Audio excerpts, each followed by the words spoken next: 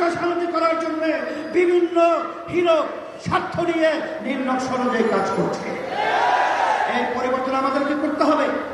তারা পিয়ার বোঝে না, খায় না, মাথায় দেয়। আমি পরিষ্কার বলছি, 91টা দেশের মধ্যে পিয়ার রয়েছে। আপনারা বলেন ভঙ্গুর একটা সংসদ তৈরি হবে, বিভিন্ন খোলা যুক্তি। তাহলে যে দেশের ভিতরে পিয়ার পদ্ধতিতে নির্বাচন চলছে, কোন দেশে কি এই যুক্তির মাধ্যমে পিয়ার তারা কি বাদ দিয়েছে? কি বাদ দিল? তা বাদ তো দিলই না, বরঞ্চ আরো নতুন নতুন দেশ পিয়ার পদ্ধতি নির্বাচনের মাধ্যমে দেশকে সুন্দর একটা দেশ করার প্রক্রিয়া তারা আগাচ্ছে।